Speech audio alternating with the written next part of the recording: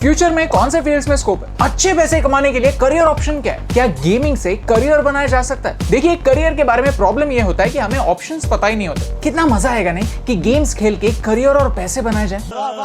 20 साल पहले app developer बनने के लिए एप्स तो क्या स्मार्टफोन्स ही नहीं थे, लेकिन आज के टॉप एप्स दुनिया की मोस्ट डिजायर्ड वर्क प्लेसेस में से एक हैं। पिछले कुछ सालों में दुनिया काफी बदल गई और फ्यूचर में इस बदलाव पर कोई स्पीड ब्रेकर नहीं लगने वाला। ये जरूरी है कि हम ऐसे करियर्स चूज करें जो फ्यूचर प्रूफ हो। इस वीडियो में गेमिंग से लेकर एनवायरनमेंट तक हम आपको टॉप 10 डिफरेंट करियर ऑप्शंस बताने वाले हैं। ऐसे करियर ऑप्शंस जिनकी दुनिया में बहुत ज्यादा डिमांड होने वाली है। देखिए, आपके इंक्लिनेशन और टैलेंट के अनुसार आपकी लिस्ट हमसे अलग हो सकती है, बट आई एम श्योर कि इस लिस्ट के हर पॉइंट से आपको कुछ ना कुछ सीखने जरूर मिलेगा। तो प्लीज इस वीडियो को एंड तक देखिए और इसे शेयर जरूर कीजिए ताकि आप और आपके दोस्त कुछ नए करियर ऑप्शंस जान पाए। भारत की यूथ के लिए वैल्यूएबल कंटेंट बनाना हमारा मिशन है। हमें सपोर्ट करने के लिए हमारे YouTube चैनल को सब्सक्राइब कीजिए और इस बेल आइकॉन को प्रेस कीजिए। Number 10, commercial artist. ये शब्द सुनते ही एक टिपिकल इमेज सामने आती है। कुर्ता पजामा पहने, लंबे बाल और एक झोला लेकर घूमने वाला एक गरीब इंसान। लेकिन 21st सेंचुरी का आर्टिस्ट अलग है। NFT यानी नॉन फंजिबल टोकन्स के जरिए अपने आर्ट को मार्केट करना जानता है। शायद आपको पता नहीं है, लेकिन डिजिटल ऑक्शंस ऑलरेडी हो रहे हैं जहां लोग अपना डिजिटल आर्ट बेचकर मिलियंस ऑफ डॉलर्स कमा रहे हैं। फॉर एग्जाम्पल, ये मीम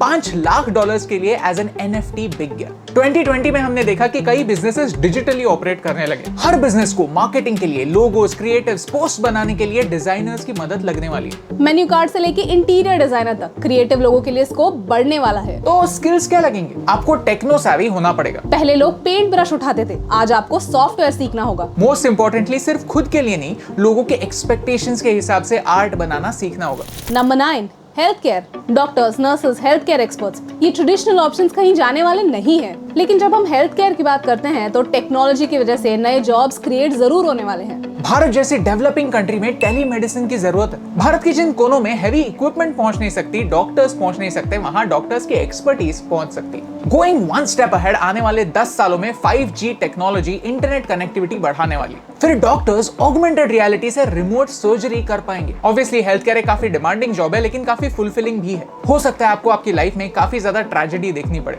तो आपको मेंटली स्ट्रांग रहना होगा। Number 8, eco friendly solutions. Climate change is real और हमें इको वॉरियर्स की जरूरत है। हमें यह समझना होगा कि NGOs एक लिमिट तक हेल्प कर सकते हैं। अल्टीमेटली हमें सोशल एंटरप्रेन्योर्स की जरूरत है जो सॉल्यूशंस ढूंढ के हमारे प्रॉब्लम्स कम करें। सोलर एनर्जी में स्कोप है, इको फ्रेंडली ब्रिक्स बनाने में स्कोप है, पानी का वेस्टेज कम करने में स्कोप है। कॉर्पोरेट्स अपने प्रोडक्ट्स को ज्यादा से ज्यादा सस्टेनेबल बनाने की कोशिश कर रहे हैं। आपका एनवायरनमेंट के प्रति प्यार यहाँ यूज हो सकता है। इनिशियली लोग आप पर हंसने वाले हैं क्योंकि लिटरली आपको फ्लो के अगेंस्ट जाना है। जो चलता आया है उसे चैलेंज करना है। तो अगर आप काफी जल्दी गिव अप करते हो तो ये फील्ड आपके लिए नहीं है। Number 7, machine learning. ये काफी कॉम्प्लिकेटेड है, तो एक स्टोरी सुनाता हूँ। 2017 में दुनिया को शॉक करने वाली एक घटना घटी। स्टॉकफिश 8 एक चेस प्रोग्राम है जो 1 सेकंड में 70 मिलियन चेस पोजीशंस कैलकुलेट कर सकता है। कई डेकेड्स का चेस का डेटा, एक्सपीरियंस इस प्रोग्राम में कूट के भरा है। 2017 में गूगल के AlphaZero चेस प्रोग्राम ने स्टॉकफिश 8 के साथ 100 चेस गेम्स खेले और AlphaZero एक भी बार नहीं हारा।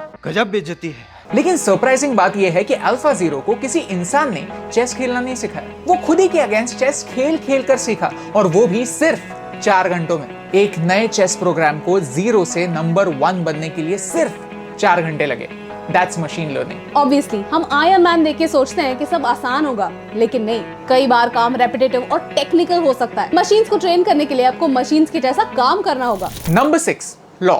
जॉली LLB जैसी मूवीज हमें लॉ की सिर्फ एक साइड दिखाती है। क्रिमिनल लॉ तो है ही, लेकिन आने वाले टाइम में हमें इंटरनेशनल लॉयर्स की जरूरत होने वाली है। सिर्फ पिछले 2 सालों में हमने इंटरनेट के पूरे लाइफ टाइम का 90% डेटा प्रोड्यूस किया है। Intellectual property rights, trademarks, copyrights, ऐसी चीजों को प्रोटेक्ट करने के लिए हमें और लोगों की जरूरत होगी, और ये इंटरप्रेट करने के लिए हमारे लॉज और हमारे लॉयर्स दोनों को अपग्रेड होना पड़ेगा। प्लस जब रोबोट्स आएंगे तो वो कौन से देश के नियम फॉलो करेंगे? अगर सेल्फ ड्राइविंग कार से एक्सीडेंट हो जाता है तो रिस्पॉन्सिबल कौन? पैसेंजर, कंपनी या इंजीनियर? It's simple. हमारा वर्ल्ड जितना ज्यादा कॉम्प्लेक्स होगा उतने ही ज्यादा रूल्स बनेंगे और उतने ही ज्यादा रूल्स तोड़ने वाले इंसान पैदा होंगे। लॉ को संभालने के लिए पूरी दुनिया को लॉयर्स की जरूरत होगी। लॉयर्स हमेशा खुद को अपडेट करते रहते हैं, अपग्रेड होते रहते हैं। अगर आप लाइफ सेट करने की मेंटालिटी से फ्यूचर के लॉयर बनने निकले तो आप काफी मीडियोकर लॉयर बन जाओगे, and I don't think you want that. Number 5, data science. जब गूगल ने अपनी ईमेल सर्विस लॉन्च की तब उन्होंने यूजर्स को 1 GB डेटा देना शुरू किया। तब बिल गेट्स ने भी कहा कि 1 GB डेटा की किसको जरूरत है। भाई साहब कुछ ज्यादा नहीं हो गया ये? देखिए, आज हम जानते हैं कि जब डेटा की बात आती है तब बिल गेट्स जैसे एक्सपर्ट्स भी कितने गलत थे। Data is the oil of 21st century. Cyber security, ethical hacking, काफी इंटरेस्टिंग फील्ड्स हैं। इंटरनेट की फ्री सर्विसेज फ्री इसीलिए होती है क्योंकि वो पेमेंट में हमसे हमारा डेटा लेती है। आज का फैक्ट ये है कि हम कन्वीनियंस के लिए प्राइवेसी सैक्रिफाइस करने के लिए रेडी हैं। इनफैक्ट डेटा साइंटिस्ट यही काम करते हैं, हमारे डेटा का इस्तेमाल करके हमें बेस्ट एक्सपीरियंस देने की कोशिश करते हैं। इन्फॉर्मेशन बिखरी हुई होती है, उसे मीनिंगफुल वे में ऑर्गेनाइज करना, इंटरप्रेट करना और उससे प्रोडक्ट्स डेवलप करना फ्यूचर का इन डिमांड जॉब है। आज भी यूएस में डेटा साइंटिस्ट की एनुअल सैलरी 1 करोड़ रुपीस है। जहां पैसा ज्यादा है वहां कंपटीशन तो होगी। आपका एजुकेशन कहां से हुआ है, आपका एक्सपीरियंस क्या है और आपके नेचुरल स्किल्स क्या है, ये यहाँ मायने रखता है। Number 4, empathy. एम्पैथी और सिंपैथी में ये फर्क है कि सिंपैथी यानी किसी की दया आना और एम्पैथी यानी किसी के दर्द को समझना। दूसरों की प्रॉब्लम समझना एक सॉफ्ट स्किल है, एक हार्ड साइंस नहीं। लेकिन इसी के लिए therapist, life coaches, counsellors, professional mentors ऐसे प्रोफेशंस इन डिमांड होने वाले हैं। साइकोलॉजी हर जगह है, क्लिनिकल साइकोलॉजी से लेके कंज्यूमर बिहेवियर तक, इट्स एवरीवेयर। किसी भी ब्रांड के लोगों को देखिए, वो एक कहानी सुनाता है, डायरेक्टली नहीं लेकिन उनके कलर्स के जरिए, उनके डिजाइन के जरिए, उनके फॉन्ट्स के जरिए। डिजाइनर्स को कंज्यूमर बिहेवियर समझने में साइकोलॉजिस्ट हेल्प करते हैं। जैसे वक्त गुजरता जाएगा हमारे यंग एंटरप्रेन्योर्स और यंग होते जाएंगे, कम एज में ज्यादा प्रेशर लेने लगेंगे। जरा सोचिए, वो मदद के लिए, गाइडेंस के लिए कहाँ जाएंगे? There is power in understanding how people behave. तो स्किल्स क्या लगेंगे? आपको लोगों के लिए एक गाइडिंग लाइट बनना है, कभी कभी उनकी डार्कनेस को खुद से दूर रखना है। हमारे top 3 in demand career options बताने से पहले we want to thank upGrad for sponsoring this video. अपने फील्ड में एक्सीलेंस तक पहुंचने का एक तरीका है अपग्रेड, जिससे डेटा, टेक्नोलॉजी और मैनेजमेंट की फील्ड में आप टॉप लेवल एजुकेशन दुनिया की बेस्ट यूनिवर्सिटी से घर बैठे पा सकते हैं। अपग्रेड में फ्लेक्सिबल कोर्सेज भी अवेलेबल होते हैं, जहां आप आपके पेस पे और आपके टाइम पे एजुकेशन ले सकते हैं। कई बार एम्प्लॉयर्स हायर करते वक्त आपने कौन सी यूनिवर्सिटी से डिग्री की है ये देखते हैं और उससे आपकी नॉलेज को जज करते हैं, क्योंकि रेप्यूटेड यूनिवर्सिटीज के पास नॉलेजेबल फैकल्टी भी होते हैं। कई कोर्सेज में वन-ऑन-वन इंटरेक्शन, इंडस्ट्री एक्सपर्ट्स के साथ लाइव सेशंस और मेंटर सपोर्ट भी ऑफर किया जाता है। जहां ऑन कैंपस एमबीए का कॉस्ट 18 to 23 lakhs हो सकता है, upGrad gives you the same education in a fraction of the cost. So check out the upGrad app, जो आपको सिर्फ नाम की डिग्री को ना और काम की डिग्री को हाँ कहने में हेल्प करता है। Download the upGrad app now. Number 3 is gaming. बचपन में हमें कहते थे कि कंप्यूटर पे गेम्स खेलना यानी वेस्ट ऑफ टाइम है, लेकिन फोर्टनाइट वर्ल्ड कप का प्राइस पूल कितने का था पता है?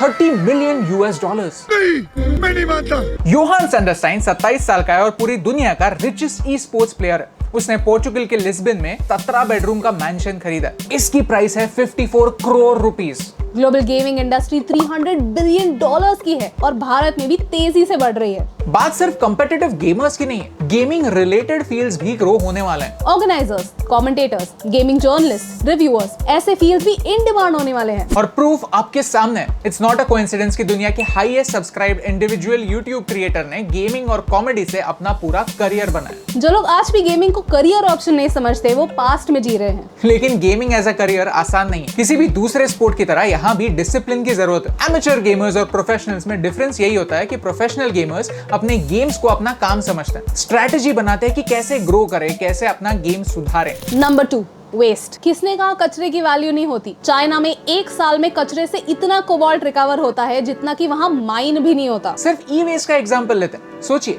हर इंसान एटलीस्ट 2 सालों में अपना फोन तो बदलता ही है। और पुराने फोन्स का क्या होता है? कहीं वो ऐसे ही पड़े रहते हैं या फिर कचरे में फेंके जाते हैं। लेकिन आपके फोन में लिटरली गोल्ड होता है। इस वीडियो में पुराने स्मार्टफोन और कंप्यूटर पार्ट से इतना सारा सोना कैसे रिकवर हो सकता है ये दिखाया। सोचिए, अगर आप आपके एरिया में ई वेस्ट कलेक्ट कर पाए और उसे एक बिजनेस में कन्वर्ट कर पाए तो। वेस्ट मैनेजमेंट $2 ट्रिलियन की इंडस्ट्री है और भारत के सफाई में हाथ बढ़ाने वाले लोगों की सख्त जरूरत है। ऑब्वियसली आपको एक एंटरप्रेन्योर बनना होगा, खुद की टीम बनानी होगी और उन्हें कन्विंस करना होगा। इस फील्ड में पैसा तो है, लेकिन शुरू में आपको पैशन के लिए काम करना होगा। फ्यूचर का टॉप जॉब रिवील करने से पहले I want to tell you one fact. Oxford का स्टडी कहता है कि रोबोट्स 20 मिलियन लोगों के जॉब्स खाने वाले हैं। 19th सेंचुरी में लोग घोड़ा गाड़ी से स्टीम इंजन पर शिफ्ट हो गए। जो ड्राइवर्स पहले घोड़ा चलाते थे वो अब स्टीम इंजन चलाने लगे। घोड़े गए, इंजन आए। लेकिन 21st सेंचुरी में हो सकता है कि सिर्फ गाड़ी ही नहीं, गाड़ी चलाने वाला ड्राइवर ही ऑब्सोलीट हो जाए। इसीलिए जरूरी है कि आप कोई ऐसा करियर चुने जो एटलीस्ट 50 इयर्स के लिए एग्जिस्ट करे। Number 1 job of the future है लीडरशिप। आप हिस्ट्री देखें या फ्यूचर देखें, लीडर्स की हम सबको जरूरत हमेशा रही है।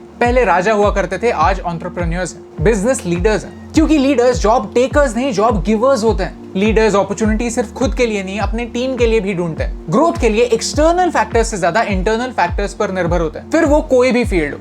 एग्रीकल्चर में लीडर्स की जरूरत है ताकि वो छोटे किसानों को साथ लाकर एक FPO, farmers producer organisation start कर सके। टेक्नोलॉजी में लीडर्स की जरूरत है। भारत 1.3 बिलियन लोगों का देश है, दुनिया का सेकंड लार्जेस्ट मार्केट है, और इतने सारे डेटा को मैनेज करने के लिए इनोवेशन में लीडरशिप की जरूरत है। फैक्ट्रीज में मशीन्स हो या लेबरर्स, उन्हें मैनेज करने के लिए हमें लीडर्स की जरूरत है। A leader is someone who takes responsibility. अगर आप आपके सिचुएशन की, आपके फाइनेंसेस की और आपकी लाइफ की रिस्पॉन्सिबिलिटी ले सकते हैं तो आप हमेशा दूसरों से एक स्टेप आगे रह सकते हैं। अगर आपको ये वीडियो अच्छा लगा, कुछ नया सीखने मिला, तो इस नॉलेज को शेयर कीजिए, अपने दोस्तों को टैग कीजिए। हो सकता है कि आपके फ्रेंड लिस्ट में से कोई इस वीडियो से इंस्पायर हो जाए। आज तक हमारी दुनिया एक दुकानदार की मेंटालिटी से चलती आई है कि कस्टमर चल के दुकान में आएगा, लेकिन अब दुकान को कस्टमर के पास जाना पड़ेगा। जो इंडस्ट्रीज रिमोटली ऑपरेट नहीं कर पाएंगी, वो अपनी ग्रोथ पर एक सीलिंग लगा देंगी। अगर आप यंग हैं, करियर ऑप्शंस ढूंढ रहे हैं या फिर अपना करियर स्विच करने की सोच रहे हैं, तो ऐसा करियर चुनिए जो फ्यूचर में इनवैलिड ना हो। क्योंकि आपको करियर के नए ऑप्शंस बताने से और आपके करियर को फ्यूचर प्रूफ करने से मुझे फर्क पड़ता है।